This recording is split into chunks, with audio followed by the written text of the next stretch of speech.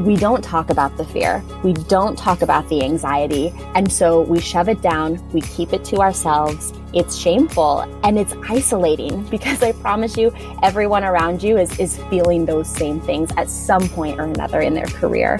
But it really comes down to, am I capable? Not only am I enough, but do I have the psychological safety to believe I am enough and I can be more? Welcome to The Art of Speaking Up, a podcast that helps professional women access the limitless potential that lies within them. I'm your host, Jessica Guzik, and my mission is to help you find that spark inside you that has the power to transform your career in ways you may not have thought possible. I'm so excited that you're here. And now, on to the show.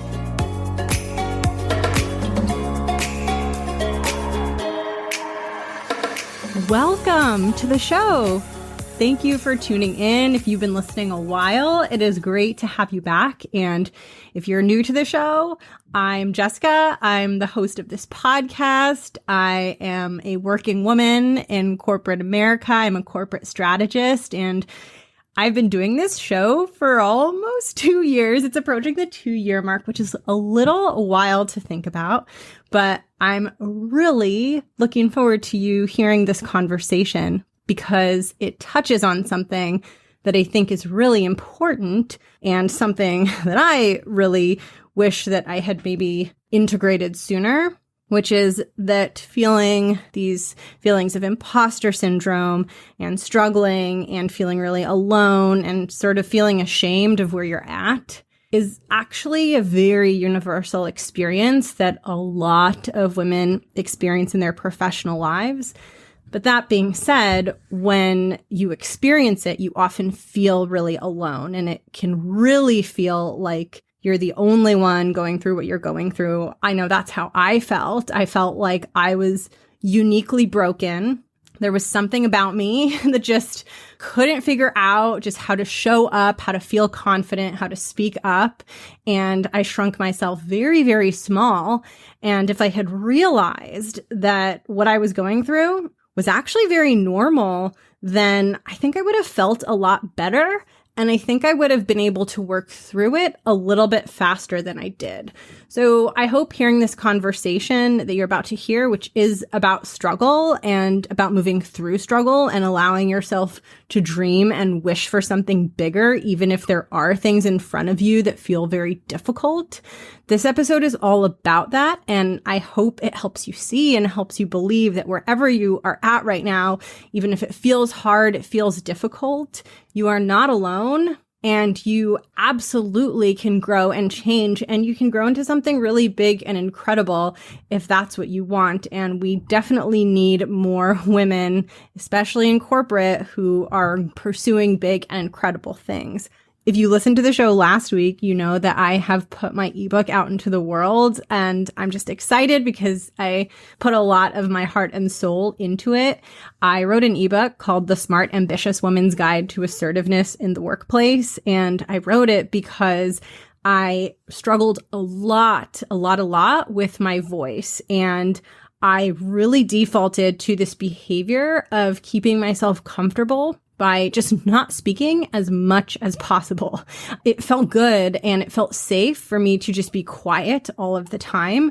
And very quickly, almost immediately, I got feedback that I needed to be more vocal and that me not speaking up and specifically my lack of assertiveness was a problem that I needed to work on. And I really deeply struggled with that feedback. My confidence was in such a bad place that I couldn't fathom speaking up regularly, let alone doing so in an assertive way. And at the time, if you had told me at that time where I was really struggling to find my voice, that there would be a point in the future where I would freely just be leading meetings and speaking confidently, and that I would be almost a chatterbox in certain situations, which is how I am now at work. I I look forward to these situations. I'm always trying to jump in and I'm stopping myself from interrupting. But if you had told me at that time when I was struggling to find my voice, that that was where I was headed and that's where I would eventually be in terms of my confidence and in terms of my comfort level, I wouldn't have been in full belief because I felt so stuck where I was. And if I can go back and tell myself one thing, the thing that I would tell myself is just to try to take these little tiny courageous steps and figure out the smallest courageous thing that I could do to begin to bring my voice out. And it doesn't have to be perfect, and it doesn't have to come out right, and it doesn't have to be in front of a bunch of people. It could just be one little thing, because that's the starting point. And any kind of growth and anything that you ever do in life, you have to start somewhere. And when I was stuck and having trouble speaking up, I spent all of this time thinking in my head. I had this like fantasy thought that there would just be like this magical point in the future where all of a sudden some switch would flip and I would just feel confident and comfortable. So I had like this future version of me and I was like, oh, she'll just like, it'll just happen. She'll just start feeling confident and then she'll be able to fulfill her full potential and rise up in her career and make a lot of money. And it'll just happen. It'll just happen. And what I realized through my struggle was that it wasn't just going to happen like the flip of a switch. I just had to start using my voice in little ways, even though it was uncomfortable. And slowly, the little ways that I was using my voice would get bigger and bigger, and my comfort would also get bigger and bigger with time, but it took time. But I'm so glad that I stuck with it, and I'm glad that I was brave because now I don't have the same stress and worry that I used to have. And if you are someone who struggles to speak up, you don't feel confident in your voice, I wrote this ebook to help you, to share my story so you know that you're not alone, and to also share the tools that really helped me figure out what I wanted my voice to sound like and how to start to bring it out at work.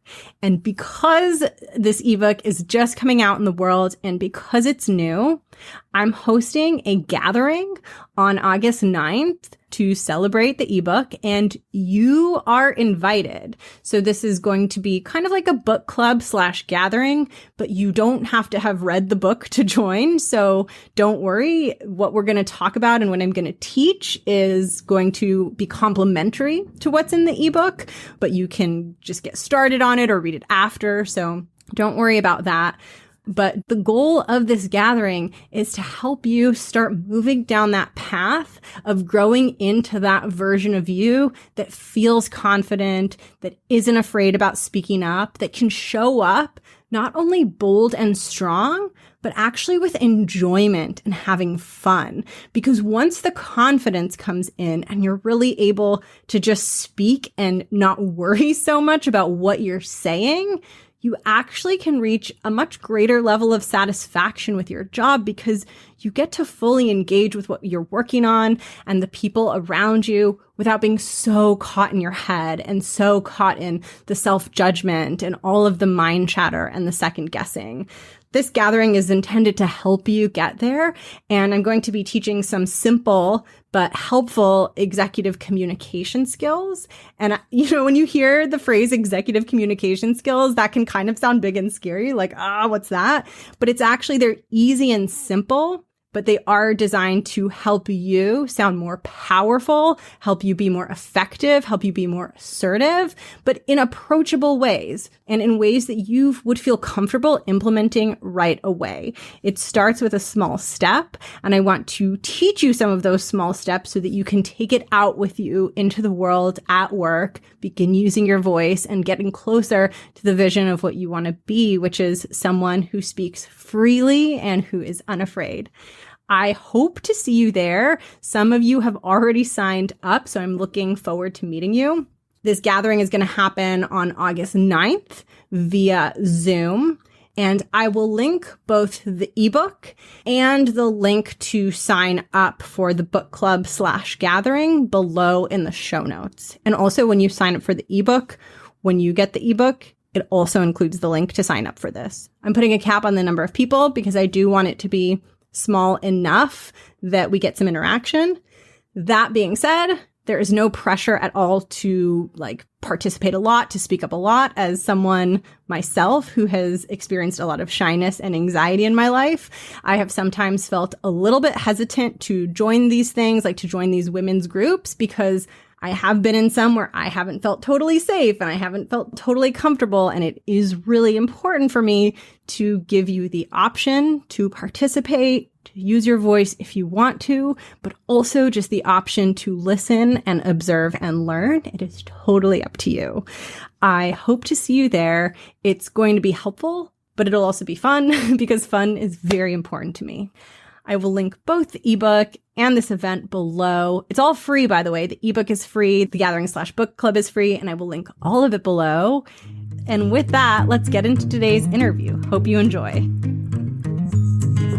It's great to be here, Jess. Thanks for having me. So my name is Leigha May. I am both a life and a career coach, and I also have a corporate background in the recruiting and people space. Wonderful. And we talk a lot on this show about early career struggle. So can you share something that was difficult or was a struggle for you when you were first starting your 9-to-5 career? Sure. I think beginning, like a lot of us, I didn't really know what my end goal was. So I was always looking for that mentor. Short of going up and asking someone to just, will you be my mentor? I was always looking for that person. Who can I model myself after? Who is doing the 9-to-5 in a way that feels really fulfilling and soulful and is successful? And that was a challenge, quite frankly. So I think that was something that I struggled with the first few years. This is really interesting because I think you I'm sure you do in your real life and on this show represent that to other people, which is pretty fascinating that was your answer, because that's what I see you as, at least from what I know of you so far, which is really fascinating. And just to give people a little context, do you want to share what type of coaching generally you do with women in corporate so that there's a little bit of context for all these questions we're going to talk about fear and about how you work with people through fear and struggle at work? Absolutely. So I help women navigate the 9-to-5 in a way that feels really soulful and authentic, and also helps them be successful in that world simultaneously. Most often, our corporations are not built to equally support those two things. So I help women navigate the ambiguity of what it is to feel authentic and confident and strong and themselves in this workplace setting. I'm so excited to get into this with you because I already relate to a lot of what you just said.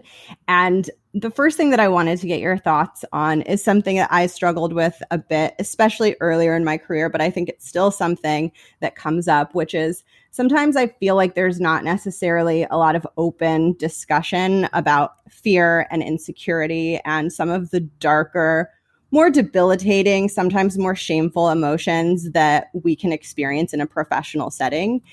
I feel like they're not out in the open. And then sometimes when we're experiencing them, we can feel like we're really alone or everyone's fine. And we're just, we're such a weirdo or we're such a loser because we're struggling with this or we're afraid of this thing.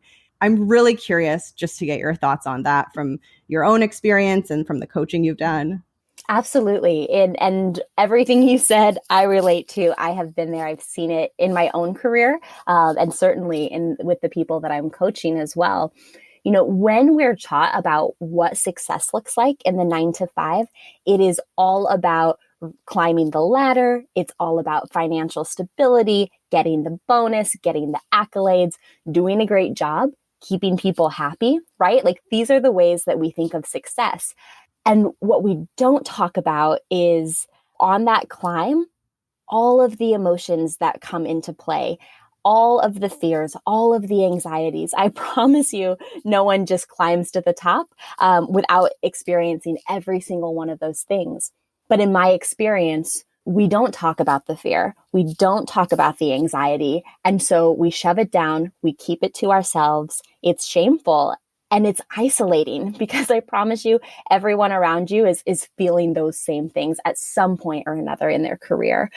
So I think it's quite tragic that we haven't allowed ourselves to have more open, vulnerable conversations around this in the workplace. I agree. And I think it's partly cultural. And then I think it's partly this odd paradox that gets created, which is that often in the professional world, we're trying to package ourselves, right? And so we're almost trained to present ourselves as always super high functioning. And often that can't include difficult emotions and it can't include struggle, but we are experiencing those things like down beneath those pristine layers that we expose to the professional world. And I guess for me, that could often lead to a disconnect of, yes, I know that I have these skills and I'm able to do these things, and I'm also struggling. And I think sometimes holding that paradox can feel confusing, especially when you don't see it in anyone else. And you're like, is anyone else experiencing this? Absolutely. And I think that's where imposter syndrome really comes into play, because you don't know that the people around you who look successful on the outside are actually feeling those exact same things. So again, you feel alone. Am I going to be found out? Am I good enough to be in this environment? So I love that people like you are bringing this conversation to the forefront. Yeah, I think that once we realize that we're not alone in something or we hear someone else talk about it, I think it removes shame. And I think that's the first step to working through something, because I'm curious of your perspective, but I think if we're ashamed of something, sometimes we don't even admit to ourselves that it's a problem or a challenge, right? So we're constantly just running from it. At least that's been my experience, like running. And once you stop being so afraid that you even have this problem, then you can look at it and be like, oh, it's not as terrifying and as huge as I made it in my head when I was running away from it. It's just something that I have to work on. Absolutely. I think fear unaddressed becomes a really toxic thing. We hold it in, we push it down, we soothe ourselves with other behaviors, whether it's substance or whether it's workaholism. Certainly that was my avenue for a long time. Let me just push it down. Let me work through it. This fear grows and it becomes this bigger and bigger and bigger thing. But to your point, if we're able to stop and really address it head on, it's actually not so bad. I promise you it's not. We can face fear and we can do this, but unless we're seeing others talk about it and demonstrate it, that can be really hard to figure out on your own. Yeah. And speaking of, you hit on a few of the fears, imposter syndrome, and you mentioned a couple others. Are there any other big ones that you see come up over and over as some of the core fears that women experience around their professional lives? Absolutely. I think imposter syndrome, of course, is a huge one. And that really gets down to the core thought of, am I good enough? Can I do this? Can I make it? Do they really know what I'm capable of? So I think that's one side of the coin. And then on the other side, the women who are a little bit more tenured in their career, they see that they can do it and they can achieve what's measured as success. But then that fear becomes, what will it take for me to stay successful? What will I have to sacrifice next to be considered successful? So it's almost like, what else do I have to give? What else do I have to sacrifice? And that's really this paradox of, am I good enough? And then, okay, I can play by these rules, but do I want to? Is that going to be happy? Is that going to equal happiness for me later on in my career? I think this is so important, and you hit on something incredibly important, which is when you mention rules and playing by the rules. I really believe that there's just a massive hiding of authenticity and our natural identities and femininity that's so built into work culture that we don't even see it. And it's not just the obvious stuff that sometimes we struggle with at work, but I think it's just this lack of seeing role models and modeling and leadership that looks more authentic and maybe relatable to women who have a style that doesn't fit in the stereotypical leadership style that we so often see and that is so revered. And I think that, at least for me, has led to feelings of disconnect and sort of just this sense of, you have the regular version of you and then you have your work version. And for a while, I thought that made sense because, yeah, this is a professional setting. But then I realized I'm not some wildly unprofessional person in my personal life. I'm just more authentic and more me. And it's so odd how so much of that has been shut out. Absolutely. And to your point, there are women in leadership in the workplace, but depending on their philosophy, depending on the role models they had, a lot of times they can actually perpetuate this masculine of idea of how you have to be successful, of how you have to reach leadership, because those were the rules they had to play by. They didn't have that positive female role model. So sometimes they can be really helpful and supportive, and sometimes it actually can be even more problematic.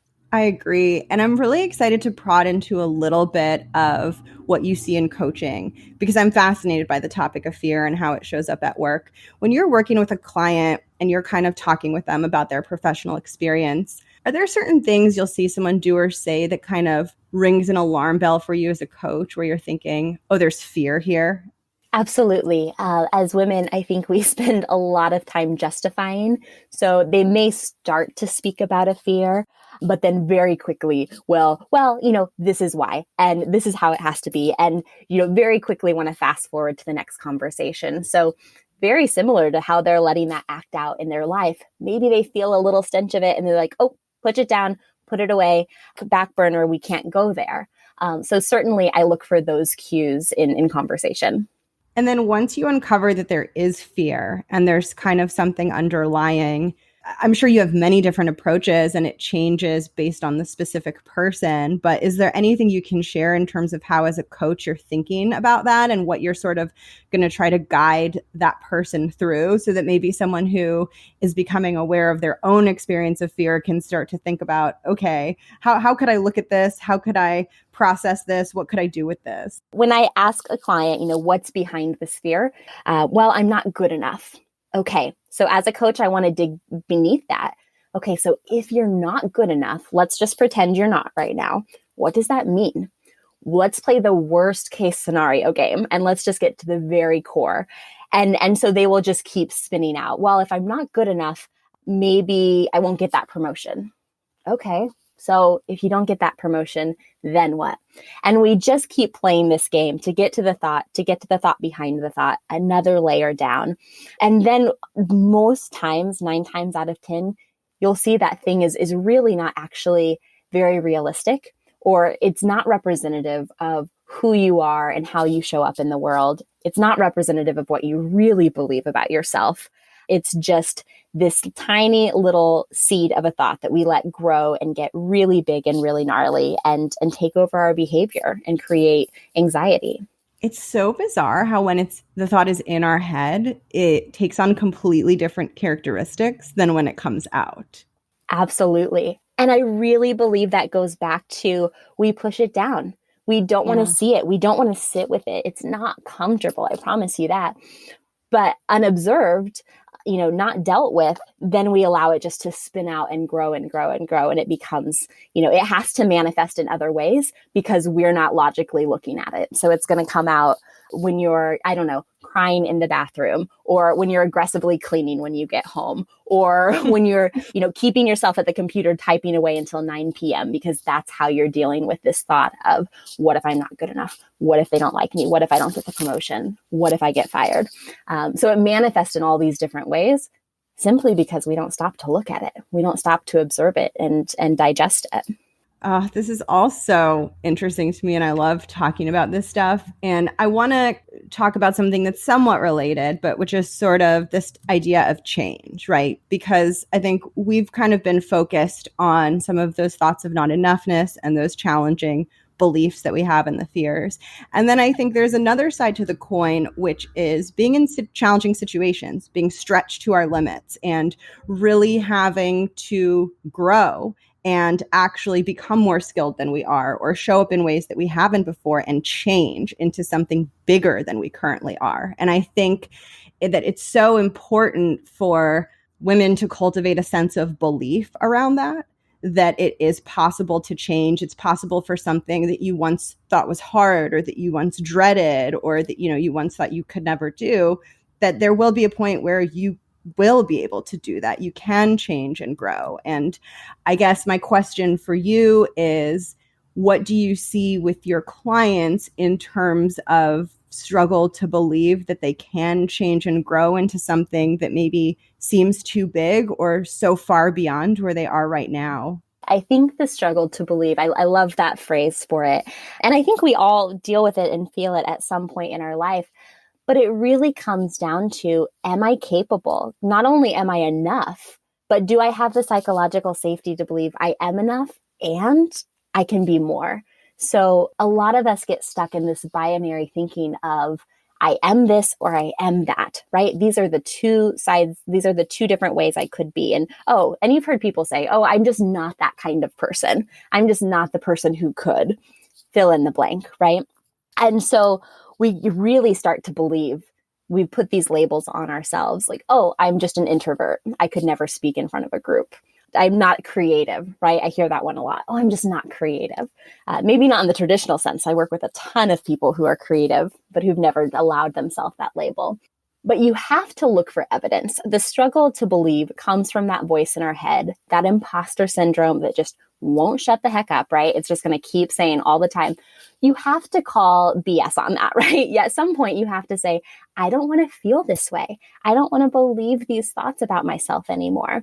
Now, you're not going to go from that to, feeling wildly confident and successful the next day, but you've got to start somewhere.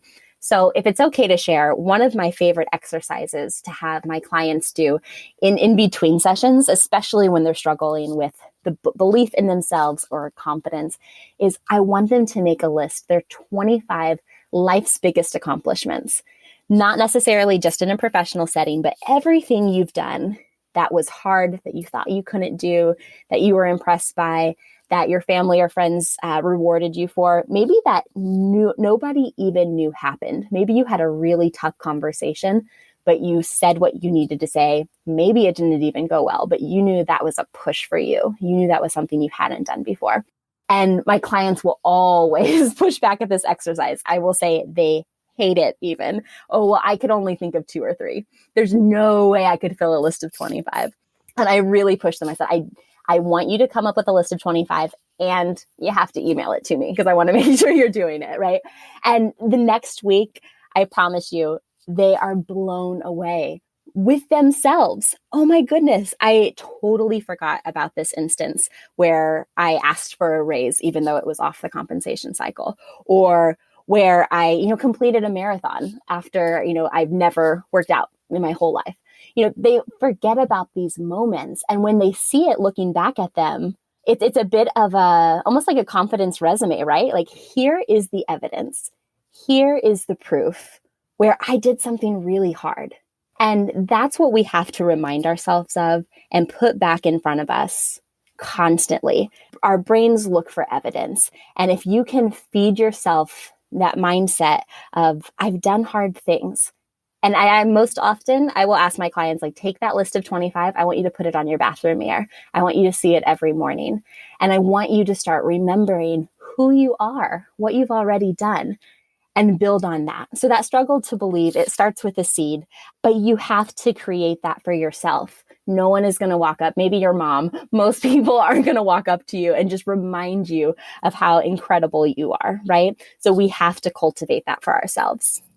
It makes so much sense. And I think I often also think about this other component, which is the proof makes so much sense, right? You're almost redefining your identity through that process of reminding yourself of the strong and positive aspects of who you are.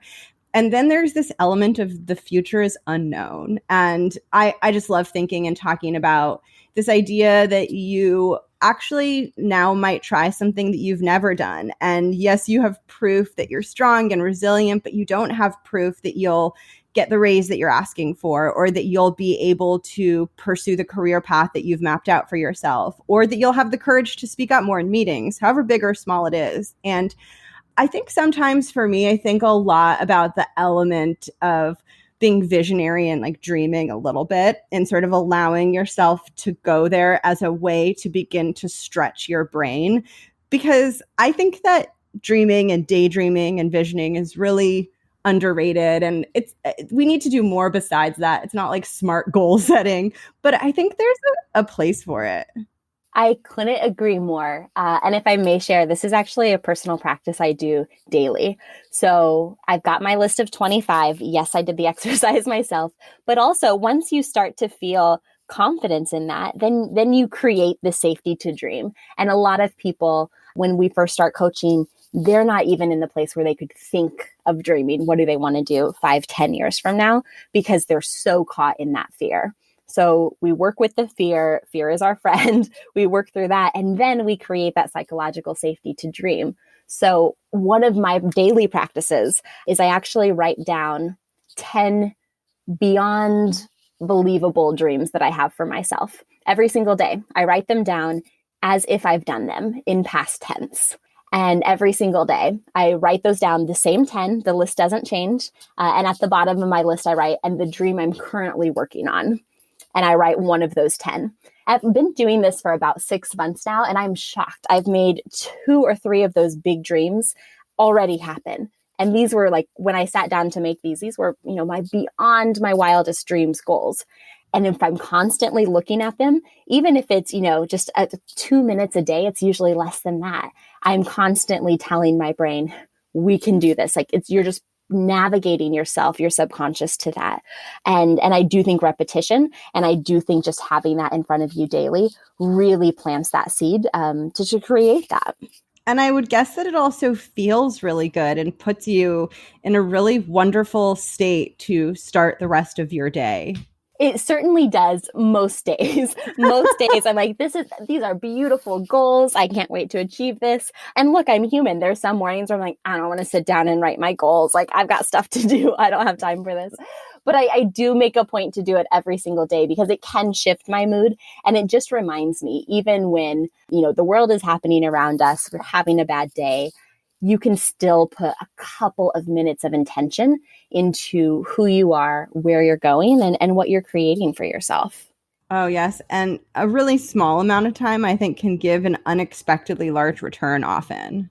Absolutely. Absolutely. And the thing I love about this exercise is I'm not having to do anything. I'm not having to sit and actively journal. I'm not using a lot of brain space. It's just repetition. I'm just telling my brain, this is the direction we're headed. This is what we're creating right now. So it's a really low lift activity, a couple minutes a day. But I've already seen, even in just 6 months, it absolutely is working. Oh, that's fascinating. I might start doing that because that sounds really appealing. I love it. And I want to ask you a little bit about how you deal with fear. So I think we all have kind of our personal, professional kryptonite, certain situations where we know that when the moment comes to do the scary thing, we're going to want to back out. It's going to be a big struggle. Do you have any tricks, or what have you found works versus doesn't work for those situations where it's going to be scary, you're going to want to talk yourself out of it? How do you give yourself that little push? So a couple of different things. When I'm able to prepare for that fearful moment, I want to hype myself up as much as possible, right? You've got to pull out your power moves, whatever that is for you. Amy Cuddy, you may have heard of her. She talked a lot about the power of presence. So she's doing the superwoman pose in the bathroom before she goes in that meeting. For me, if I'm having a challenging conversation, I'm repeating a mantra in my head before I go into this. And one of my personal mantras, I am a little more fill in the blank every single day. So I'm not saying I'm the most confident woman alive, but I'm a little bit more confident every single day. I'm a little more confident every single day. If I can hype myself up in my head and then go into that, I'm going to come out much stronger. So hype yourself up in whichever way you best respond to, and also have some accountability. If that means I'm going to text my best friend and be like, I did it, I said the hard thing, or I'm going to, tap my colleague at work and, we're going to have that secret wink, yes, we're in this together. You have to have support. Maybe that's, a partner at home, but make sure you're talking about it. When we're building that list of our 25 biggest accomplishments, I want you to go home after that conversation and write that down on your list. You're building evidence every single day that you can do hard things. You can have challenging conversations. You can push through that fear. I agree. And one thing that's been very helpful for me is during times when, let's say, I try to speak up or I want to say or ask something confidently and I end up sounding terrified or croaking like a frog and it doesn't go the way that I thought. it has been most helpful in my career for me to treat those as just as much of a long-term deposit in the savings account of my self-confidence as a success, and to take the linearity out of it. Because I think we often think about building something as like adding a positive piece and a positive piece and a positive piece. And then if something bad happens, you think, oh, well, that's wiped out all my progress. I'm back at square one. And I think that there's also something kind of about having the stomach for failure and really staying with it and being like, I tried. And in that moment, I did the best I could. And sometimes it takes more courage to give yourself credit for that rather than beating yourself up, which is often the easier thing to do. I could not agree more. In fact, gosh, probably 6 or 7 years ago, when I was really working on confidence, one of my coaches told me I had a miserable failure. I did a really confident thing. I made a big ask, and I was quite honestly just laughed out of the room. It was awful. And I called my coach bawling, and I did the thing. I hyped myself up, and I failed, and it felt awful. And she said, amazing, Leigha, amazing. You were rejected. You got a failure. Amazing. I want you to go out and get 99 more. And my jaw hit the floor. I'm like, you are crazy. I would not put myself through this emotional roller coaster. What do you mean? And she said, the more comfortable you can get with failure, the more quickly you will get to success. So a failure, a misstep, maybe it didn't go quite as well as you thought. You just add that to your toolkit. Okay, I'm working that muscle. I'm a little bit closer. And so it's not actually a failure at all. It's helping me build my resilience. And when I looked at it in that way, every time I got another rejection or had another perceived failure, I was like, okay, that's 3, that's 10, that's 23. And it just helped me see, and it gets a little less scary. It's like, oh, I'm going to go ask that person now because I've built that resilience for fear and for rejection. It's true. And I think that experiencing failures, and particularly putting ourselves in situations where we're opening ourselves up to it versus kind of avoiding any possibility of failure, I think it fundamentally redefines our relationship with control. And it's that redefinition of how we relate to control that actually delivers us, ironically, the success that we'd been hoping for when we were trying to control everything around us. And I think that's a really important lesson. And I think it's something that's extremely hard as a human to do. And I think that's why often people don't take risks or do things like that. But it has, I think, more power than anything else. And I think it's an underrated thing, and it's an under-discussed topic when it comes to the professional world, because it kind of goes back to what we were saying before about how we're putting on our shiny exterior, and failure is not a part of this. But actually, if you want to get to higher levels of leadership, in my opinion, that's going to be a key ingredient for success. I truly believe that control keeps us small. Right? It keeps everything very predictable, very safe, but that is not where growth is born. Growth is born out of curiosity and pushing and adversity and growing. Like, it is never led with control. I promise you that. And I want to ask you a little bit about your relationship to your own femininity, just in your life, and how that does or doesn't look different when you're in your 9-to-5 job. How I show up with my femininity now, I feel extremely confident in. And that is such a gift because that is not where I started. I was, a career professional. I wanted to do a good job. I think like so many of us, especially in early career, we just want to impress. We just want to be liked. We want to do well. And I quickly learned like femininity isn't welcomed. I was told once, please turn down your feelings. We're not invited most often in a lot of corporate settings. Femininity isn't invited to this table, right? So we have to define what femininity looks like for us in the workplace because there's so many workplaces that are still not demonstrating it. I was trained that get masculine. In fact, get aggressive. Get aggressive was such a big theme for one of my bosses. Get aggressive, go after it. That is what success looks like. And so I learned that, and I was quite successful early in my career because of that. And then I hit this place similar to what you were saying earlier. I've got this real self at home, and then I've got my work self. And those two didn't always mesh. I wasn't showing up fully and authentically myself. So I've had to relearn it over the years, I guess is what I'm trying to say. I feel very confident in it now, but I had to create that space. I had to lead with curiosity. Quite frankly, I had to educate some of my managers along the way in how I best work and how I best show up. So it's not been a smooth journey, but I'm so grateful for it that I can walk into my workplace now and feel authentically me.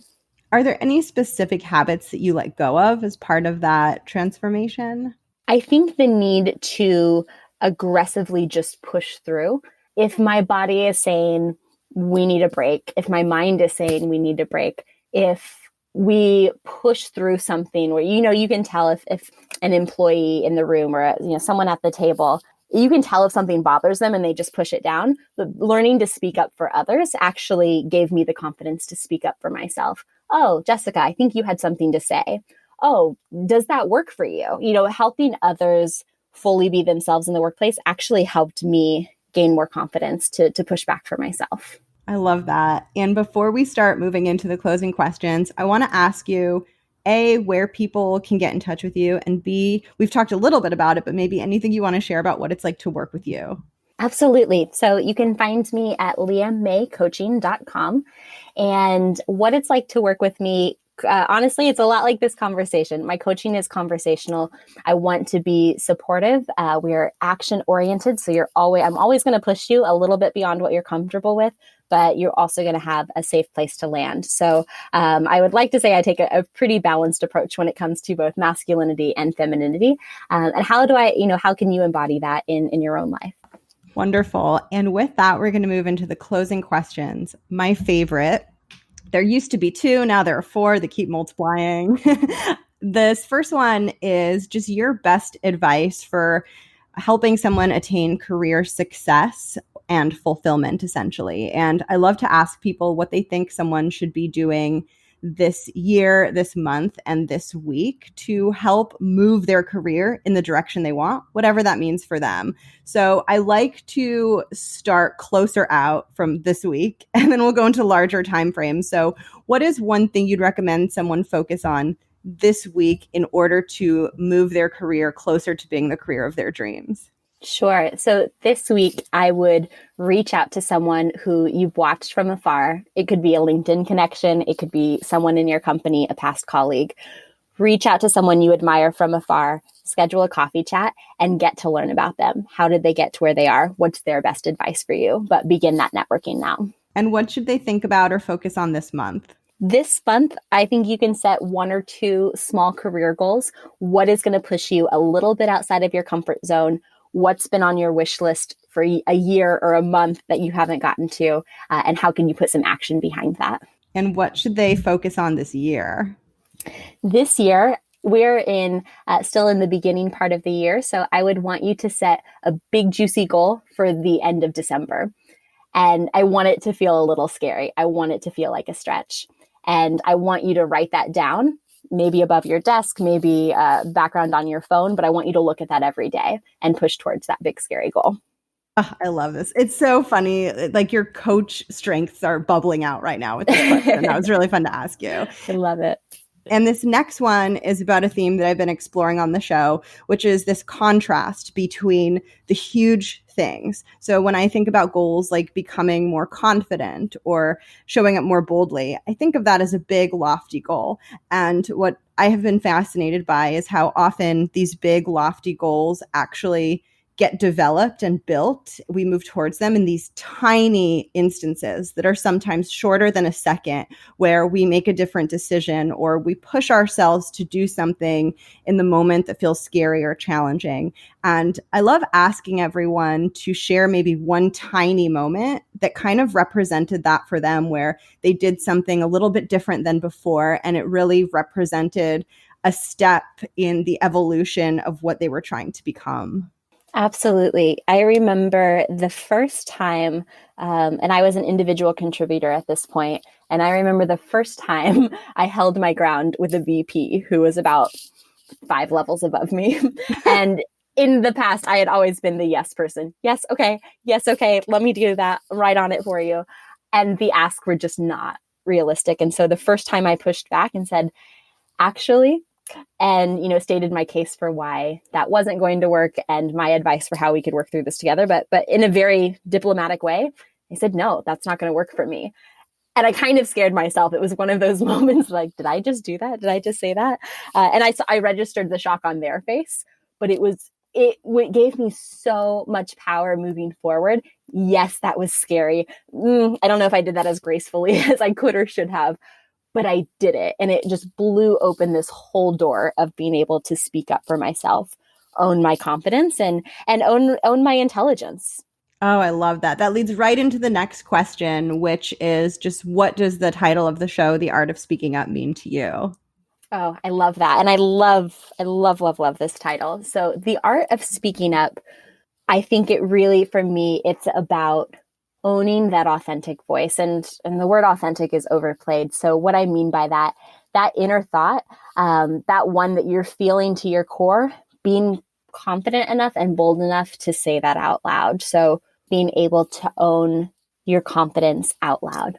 And for the final question, my absolute favorite question of all time still, is essentially inspired by the same thing that inspired the show, which is I had this period of my career where I felt alone. I was majorly struggling with self-confidence. And I could have used a voice to encourage me, to help me see that change was possible, to help me see the light at the end of the tunnel.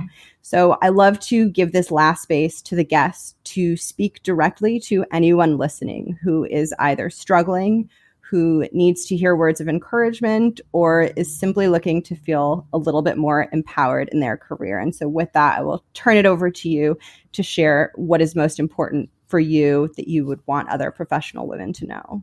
So the phrase, feel the fear and do it anyway, is probably one of my favorite. So yes, we're all going to experience fear. It's a very natural part of our human experience.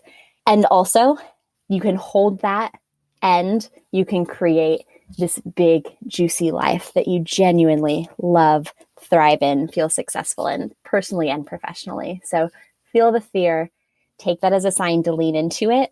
And if you need support, it's there. A colleague, a friend, a coach, a mentor. You don't have to do this alone. We are more powerful together. So make some big choices this week. You have the power to create the life that you want. And that is a wrap on today's episode. Thank you for tuning in. I'm going to link Leigha's information below in case you want to connect with her. And I hope to see you on August 9th at this virtual event that I'm doing. I would love to support you in finding your voice and building confidence. Like I said, it takes time, but you have to start somewhere. And I think that it's really good to start small and set yourself up for success. And I want to provide a path forward, some structure to help you do that, because there are no manuals out there that teach you this stuff. It's actually funny. I'm working on an essay about fear. And as I was working on it, I was reflecting on how I had all these bizarre fears at work that were bringing me so much anxiety. And there is no manual out there for how to deal with this stuff. And if I can help give you a little bit of structure and a little bit of support, it can hopefully get the ball rolling and help you see that there is so much potential for change and growth, which is literally one of the things that gets me so excited, is the potential of women to bring something out at work that already existed inside of them, but you just didn't realize it was there. Anyway, I get really excited about this stuff, as you can tell. If you want to join me on August 9th, you will find the link to sign up in the show notes. And also you will find the link to get my new assertiveness ebook in the show notes. And all of this is free. And I hope that you enjoy it. And I hope that it helps you. I hope you enjoyed today's conversation. And I will catch you next week for another solo episode. I hope that you've been enjoying those. So in the meantime, like I always say, have a wonderful day, have a wonderful week, and we'll chat soon. Bye.